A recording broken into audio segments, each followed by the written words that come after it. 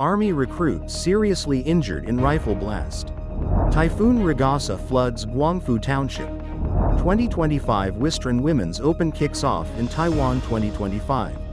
Protesters clash with police during anti-corruption rally in Manila. China gives COVID whistleblower more jail time. Trump makes unproven link between autism and Tylenol. Outdoor brand Arc'teryx apologizes for fireworks display in Tibet. Jimmy Kimmel show to return after suspension.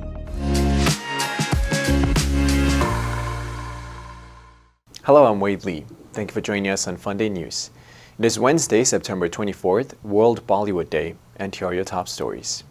And for today's Taiwan's news, a recruit surnamed Shao from the Army's 234th Mechanized Infantry Brigade was seriously injured when his T-91 rifle exploded during training, shattering his left face and eye.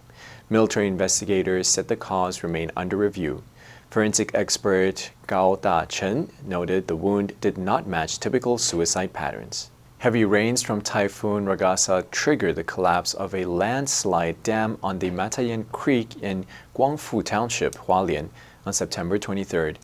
The sudden flood carrying rocks and mud swept into the downtown area, killing 2, leaving 30 missing and strangling more than 200 people.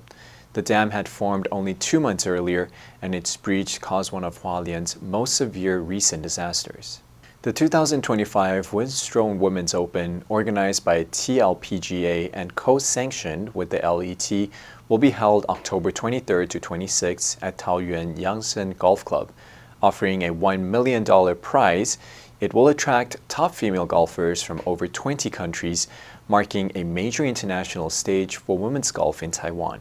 And in global news, Philippines police arrested 49 people suspected of hurling rocks, bottles, and firebombs at officers and blocking heavily guarded roads and bridges leading to the presidential palace on Sunday, while a peaceful anti-corruption rally took place in the capital.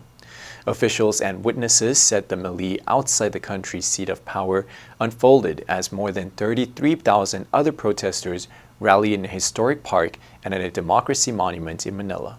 They expressed outrage over a corruption scandal involving lawmakers, officials, and construction company owners who allegedly pocketed huge kickbacks from flood control projects in the impoverished country that is regularly buffeted by storms and typhoons. The hours-long rampage by about 100 mostly club-wielding people, some of whom waved Philippine flags and displayed carton posters with anti-corruption slogans, wounded about 70 Manila law enforcers.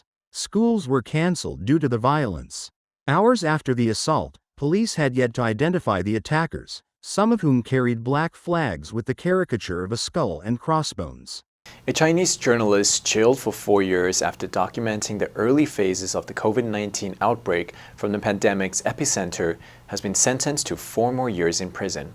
The International Press Freedom Group, RSF, said Zhang Zan, 42, received the sentence on a charge of picking quarrels and provoking trouble in China, the same charges that led to her December 2020 imprisonment after she posted first-hand accounts from the center city of Wuhan on the early spread of the COVID virus.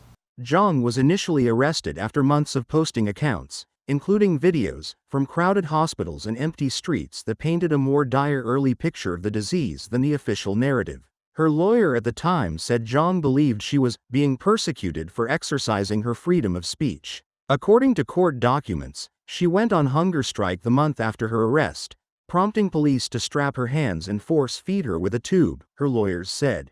RSF said Zhang was released in May 2024 and detained again 3 months later, eventually being formally arrested and placed in Shanghai's Pudong Detention Center.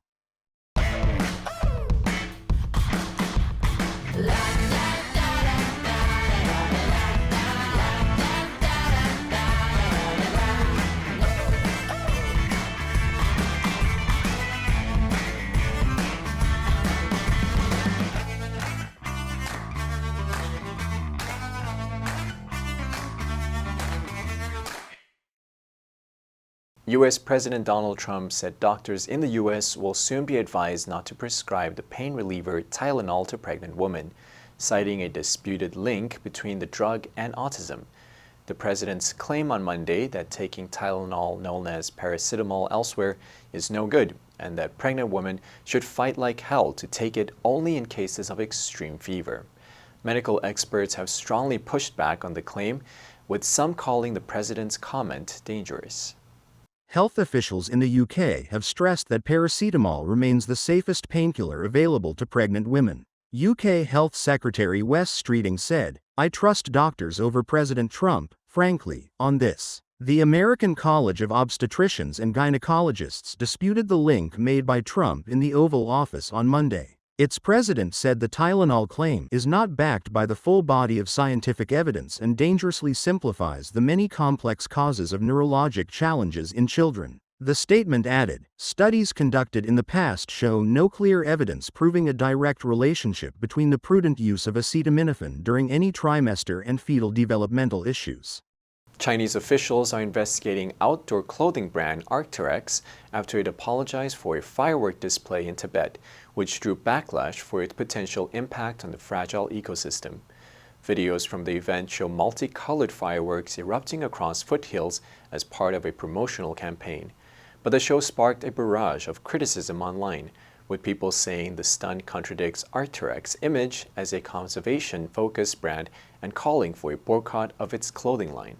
The firm said it will work with an external agency to assess the project's impact, adding that it had used entirely biodegradable materials. Arc'teryx also said the spectacle was aimed at raising awareness of mountain culture. Founded in 1989, Arc'teryx is hugely popular for its high-end sportswear and mountaineering gear and operates more than 150 shops globally. It is owned by Hong Kong-listed fitness equipment company Anta Sports. The brand partnered with pyrotechnics artist to stage the high-altitude daytime display called Rising Dragon, set at over 5,000 meters in Tibet's Shagatsi region, a gateway to Himalayan peaks like Everest. The mountains are also sacred to people in Tibet, where many practice Buddhism.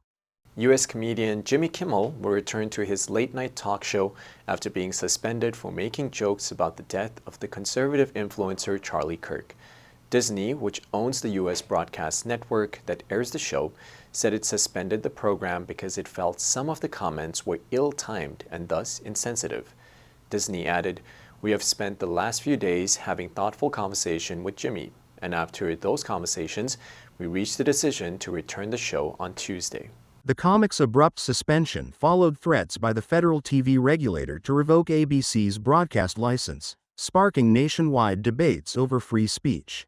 U.S. President Donald Trump welcomed Kimmel's suspension and suggested that some TV networks should have their licenses taken away for negative coverage of the president. Nexstar Media also announced last week it would not air Kimmel's show for the foreseeable future. Critics and First Amendment advocates denounced ABC's decision as censorship and a violation of free speech. Kimmel, who has hosted the late-night program since 2003 and has hosted 4 Oscars ceremonies, has not yet publicly addressed the suspension or its fallout. The answer for yesterday was C, endangered. The excessive use of social media can endanger mental health if not properly managed. Did you answer correctly? Now let's delve into today's news. Protesters clashed with police during anti-corruption rally in Manila. Number 1. Outrage. 愤怒,激怒. The new policy caused public outrage. Number 2. Assault. 攻击,袭击. He was arrested for assaulting a police officer. Number 3. Buffet. 连续打击. The small boat was buffeted by strong waves. Next, we have a multiple choice question for everyone to practice. Which answer would you choose? You can write your answer in the comment section. The correct answer will be announced tomorrow. When the Indian film industry began in early 1900s, it started out much like Hollywood, with silent films. But when talking films emerged with Bombay talkies in the 1930s, the industry began to grow. Unlike films from the West, the driving force behind Indian films was often the stars themselves rather than the actual plot or story. By the 1970s, the Indian film industry had overtaken Hollywood, earning the nickname Bollywood. And that's all for today's FUNDAY News. Be sure to tune into FUNDAY News from Monday to Friday and click the link below to join FUNDAY for free. I'm Wade Lee, your host. I'll see you next time.